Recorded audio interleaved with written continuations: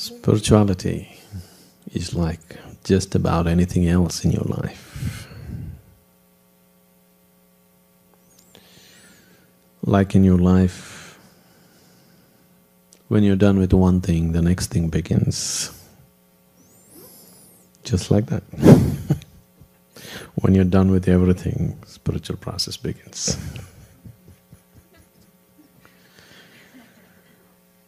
When you, like for example,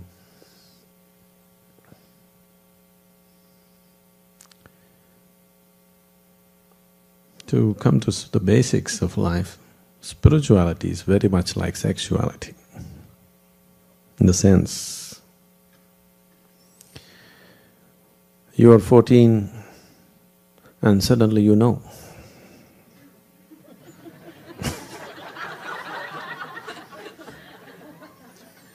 Suddenly all those little things that meant a world to you as a child, the teddy bear is in the dustbin, you know, the teddy bear goes to the trash can and all the childish games disappear. Now, suddenly you know. Just like that, when a certain awareness arises in you, suddenly you know that little games don't satisfy you anymore. When you became 14, you thought what you were doing till then were petty things. Suddenly you know the big thing. When that big thing becomes a petty thing, now you're spiritual.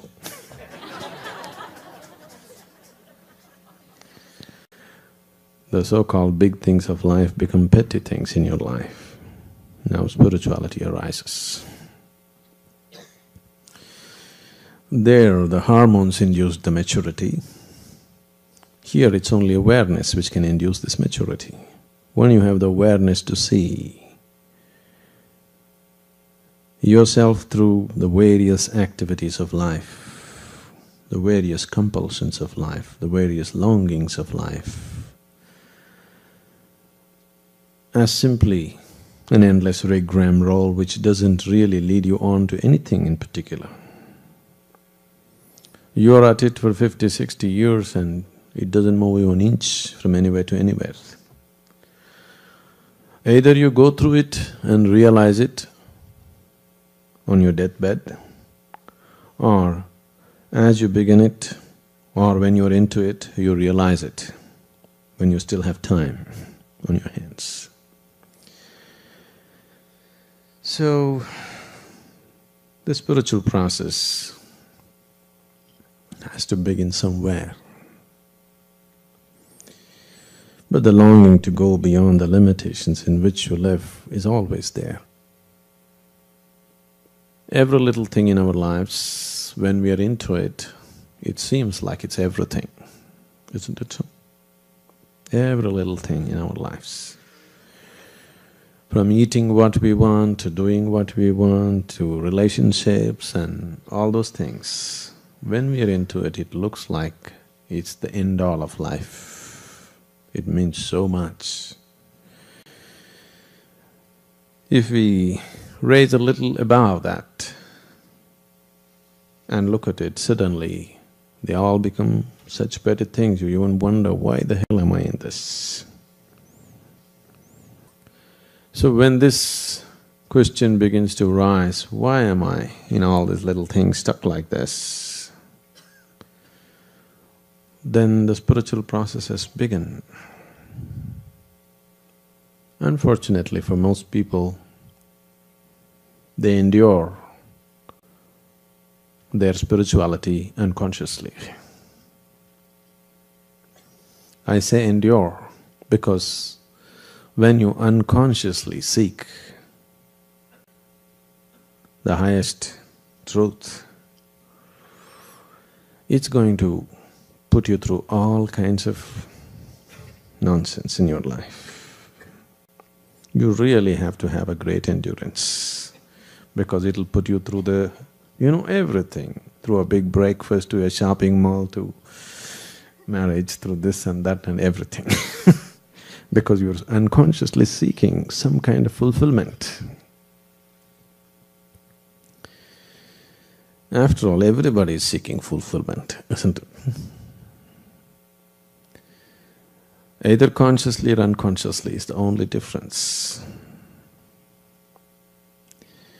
When we say seeking the truth, see, truth is not a conclusion.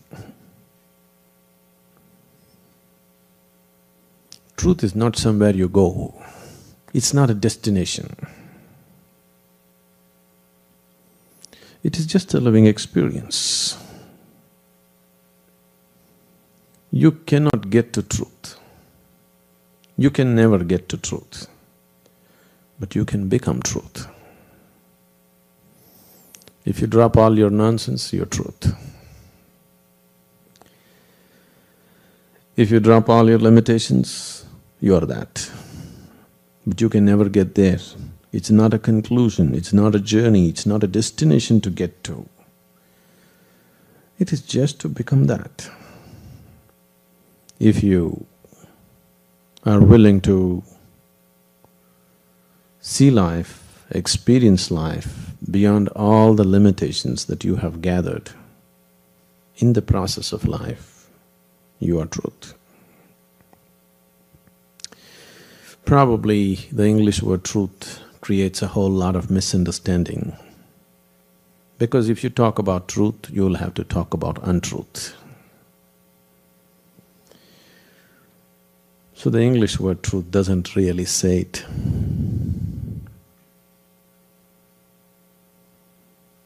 An appropriate word would be, in Sanskrit language, there is something called as Ritambara. It's called Ritambara, or if one is in that state, it's called Ritambara Prajna. One who is aware of Ritambara is Ritambara Prajna. Rit means that which is the foundation of everything. The cosmic basis of life is Rit. Whatever nonsense you believe yourself to be, fundamentally your life, isn't it? Is everybody life? Okay.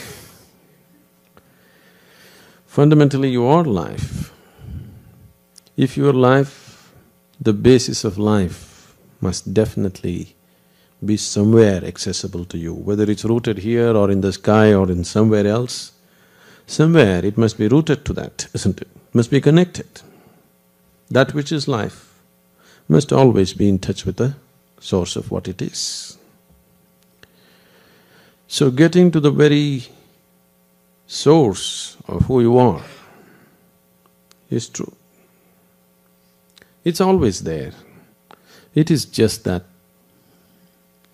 it is covered up with the heap that you have gathered in the form of your body and your mind. These two heaps have covered it up. Now the whole effort, every kind of effort that we are doing, either early morning torture that you call as asanas,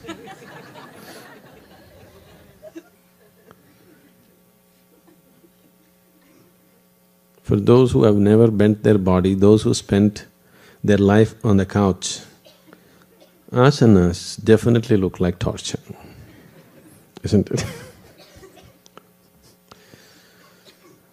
Or the death game of trying to hold your breath.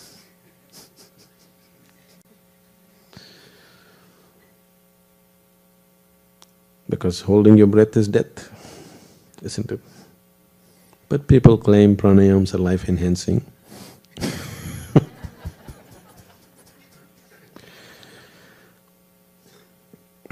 Someone came and told me, this was way back when Isha Foundation was not what it was, what it is today. when it was just a small beginning.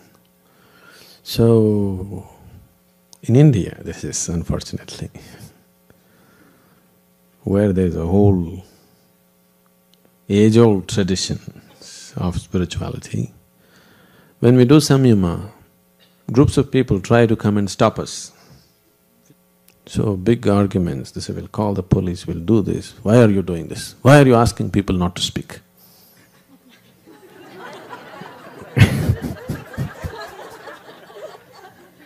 You won't believe this is in India. So, one hotshot young man,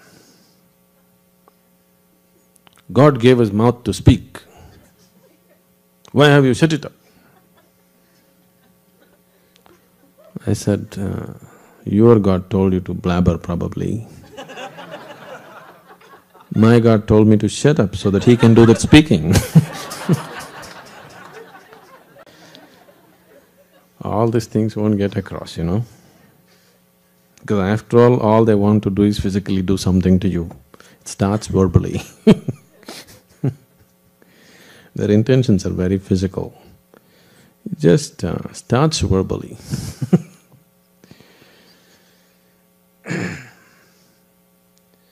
So, this process of seeking the ultimate is so simple. At the same time, most human beings on the planet experience it as the most complex and impossible process, unfortunately. This is simply because what you're looking for is hidden within you.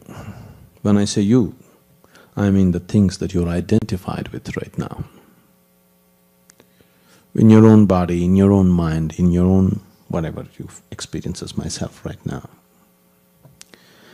And all that you have gathered in the form of body or in the form of mind always is focused on the outward. Your body is 100% outward, look at this.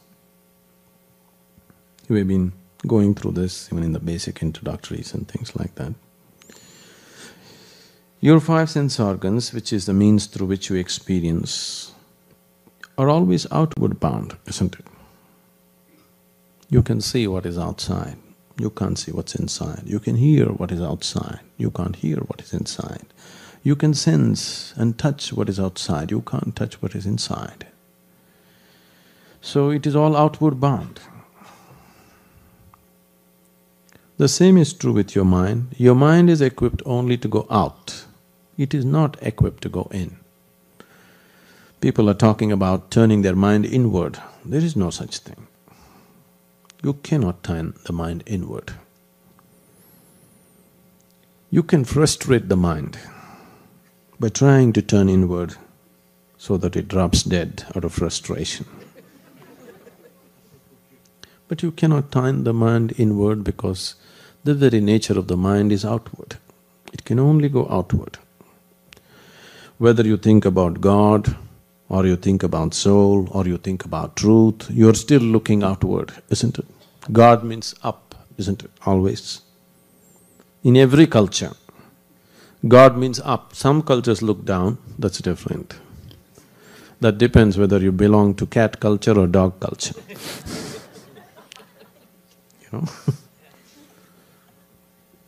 Dogs always look up to you, cats always look down upon you.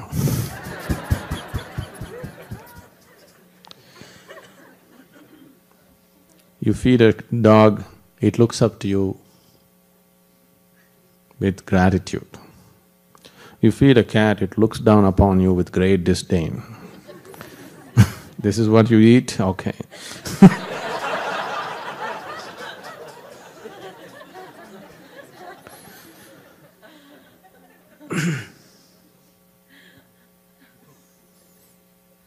So, people are either looking up or looking down or looking away because they have no means to look inward. Right now, all the faculties Every aspect of what you know as myself is all outward bound. So if the longing has risen within you, that you want to know, you really want to know. I know this wanting to know sometimes bubbles up and again get lost in the daily rigmarole. It's… the nature of the mind and the body is such, even the simplest processes of life, then time hasn't come, isn't it? If you have any value for this life and this creation, then the time has definitely come that we must look at life with its ultimate perspective. Otherwise, maybe there is time. Of course, there's a whole eternity ahead of you, there's really no hurry. If the longing arises, the longing genuinely arises in you, really, when your heart cries, wanting to know, when you know the pain of ignorance,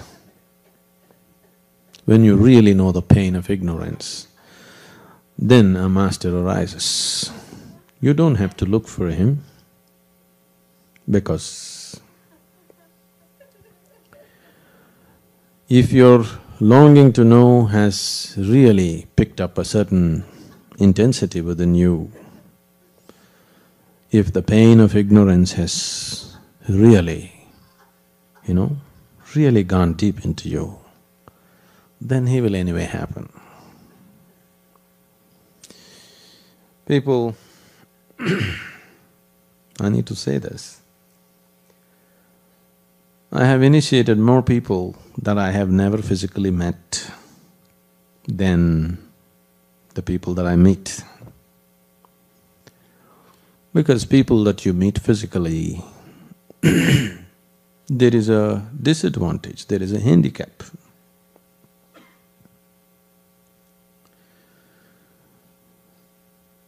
When you…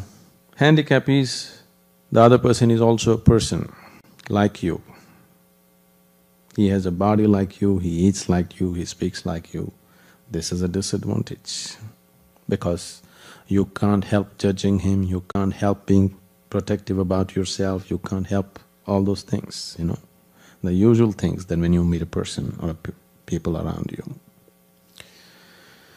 So you are starting with a handicap. This has always happened. Unfortunately, this has always happened. Most of the time, it's only after many spiritual masters, after they have left, the methods and the processes and the teachings picked up momentum. When they were there, very rarely it picked up momentum. Most of the time, only after they left. Because suddenly you don't have to battle with his personality anymore. Dead people are always convenient.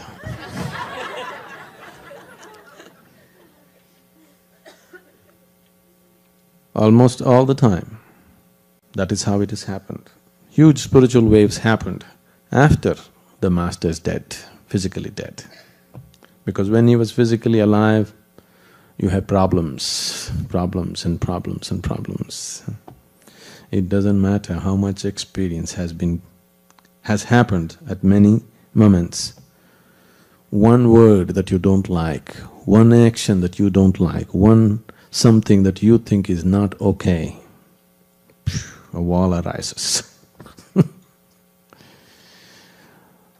And very few masters have had the freedom to do what they please, whatever they see as right. Otherwise, most other people had to work with the existing values of the society, with the existing moralities, with the existing nonsense around them. Within that, they had to work. Within that, there is very little you can do. There is very little possibility. Within the limitations of your understanding, if you seek the ultimate, there is very little possibility. So when you carry a handicap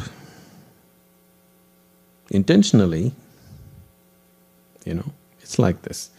One day two men were hunting in the, were on a hunt in the forest. One was carrying a large wooden cage. The other was carrying a concrete pole with him. They were plodding across, both the things were heavy, they were walking in the forest. And the guy with the concrete pole asked after some time, "Why are you carrying this wooden cage?" That man said, "If a wild animal attacks me, I will just get into the cage and I will be safe." Then they walked on, really struggling through the forest. Then the other guy asked, "Why are you carrying a concrete pole?" This man said, "When a wild animal attacks me, I can drop the concrete pole and run faster."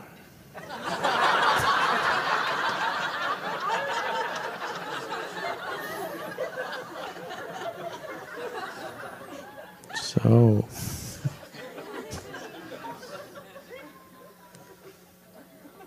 these 2 days, you come with a concrete pole or a cage?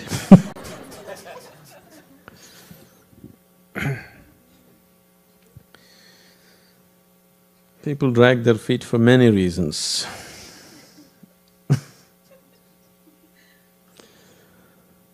But most people are dragging their feet. It happened once on the Times Square. These things can happen only there.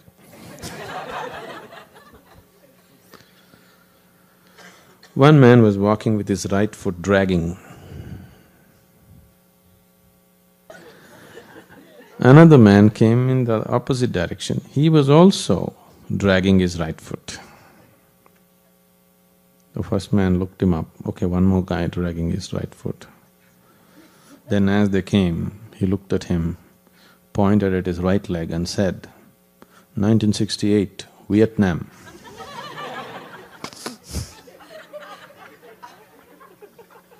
The other man pointed at his right leg and said, "Dog shit, 20 feet away."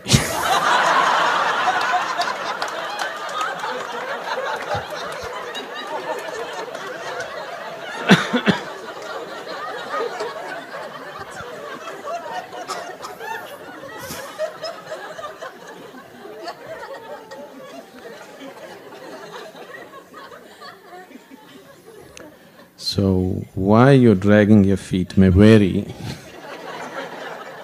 but when you're dragging your feet, you don't walk, you don't reach where you have to reach. Like just now somebody was telling me, someone wants to jump into the spiritual path 100% by taking a certain step. Oh, but this person is only 18, is it not too early? Can't this person do it after 2 years? Oh, in 2 years so much calamity can happen, when you're 18 to 20, how many calamities happened? In 2 years' time you can get so lost that there may be no recovery. Yes, 2 years, 2 days people can get lost. 2 hours people can get lost, isn't it? When the longing has come, if you think 2 more years or 2 more days or 2 more hours, it's gone. It's simply gone. Whatever you choose, when you're aware, alert, not entangled, when your intelligence is functioning with some sense of clarity, that's what you should go after in your life. When you're embroiled in something, when you're involved and entangled in something, your mind, your body and everything around you says something else. That's not the point. And the nature of your mind is every day it says different things, isn't it so? Because what you call as your mind has nothing to do with you. It is an accumulation that you gathered from outside. Because you gathered it in so many bits and pieces, it speaks in bits and pieces. Please see, in most minds, I would say 99.9% of the minds in the world can only speak sense in bits. Continuous dialogue is always absolute nonsense that they're talking. Isn't it so? Yes? What goes on continuously in your mind is something that's happening because you're deeply entangled with something.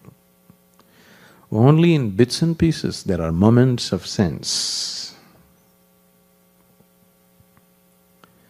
Because what you have gathered is from outside, and the process of gathering was always in bits and pieces.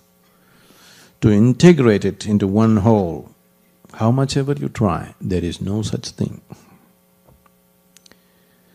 If you allow it to part, if you learn how to keep it aside, then there is a continuous stream of sense flowing from beneath the mind, from beyond the mind. But from the mind, continuous sense can never come. It can only come in bits and pieces, in flashes. These flashes can be inspiration, but can never be guidance.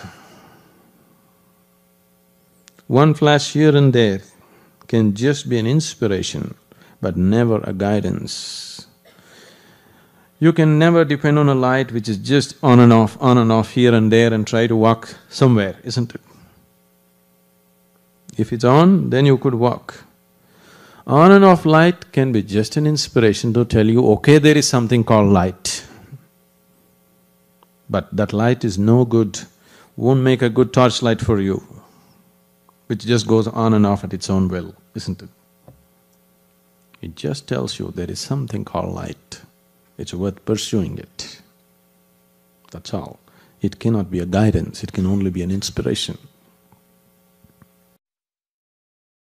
Sadhguruji, what's the difference between mental awareness and… awareness and mental sharpness? Can you give us some examples?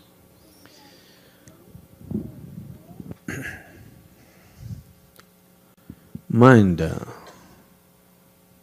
is incapable of being aware.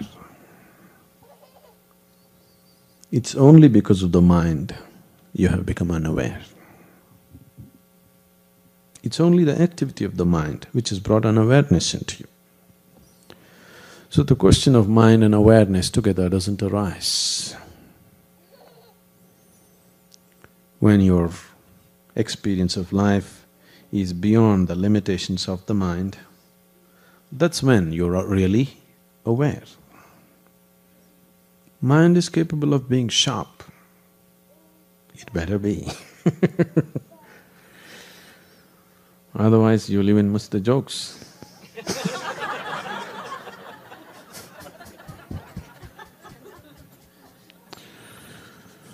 When you miss the joke, you become the joke, isn't it? Let that not happen to yourself. So mind should be sharpened. But the problem with you is, the moment you have a sharp mind, you become terribly identified with it. See,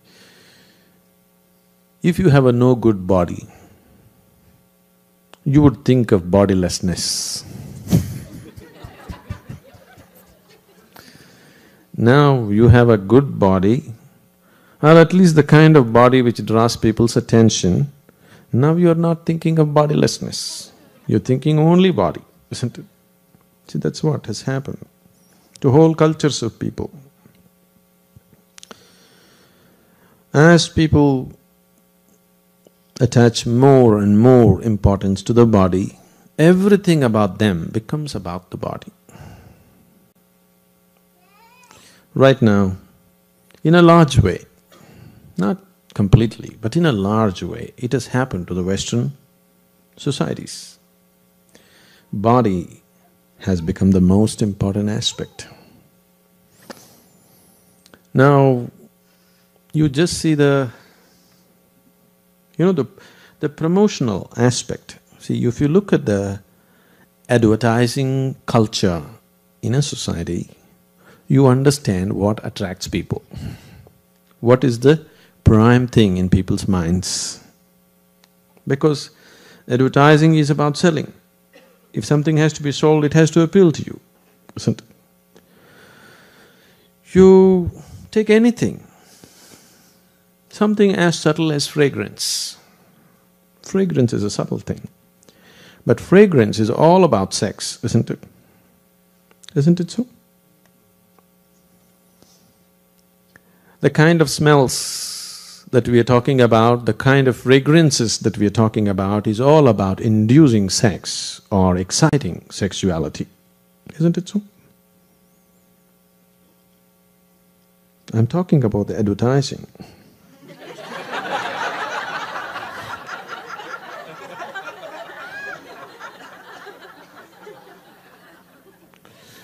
I know, maybe you just came from the Black Forest yesterday.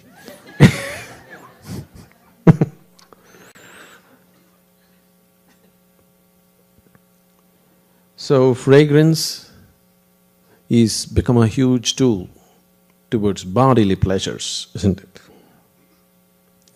The same thing, if you look at the Eastern cultures, fragrance is an important part of spiritual process.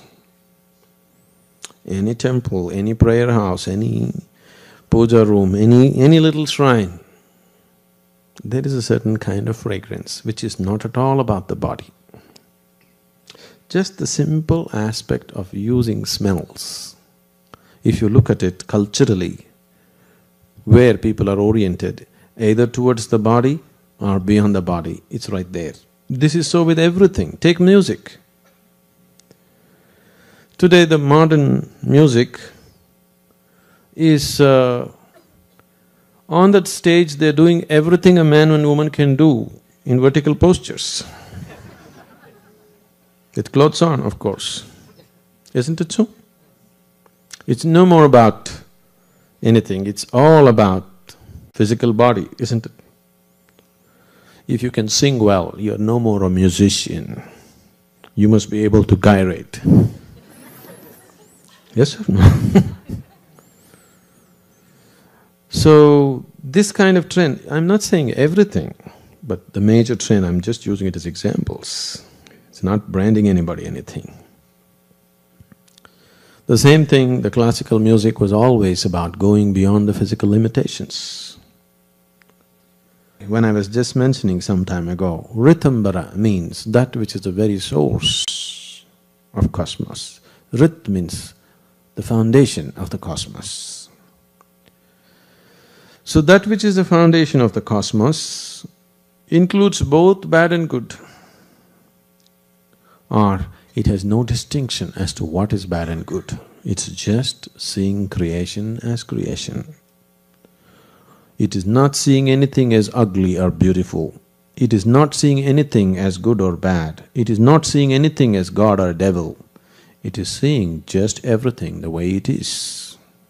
That's awareness. Mind can only function with discretion, otherwise mind is useless.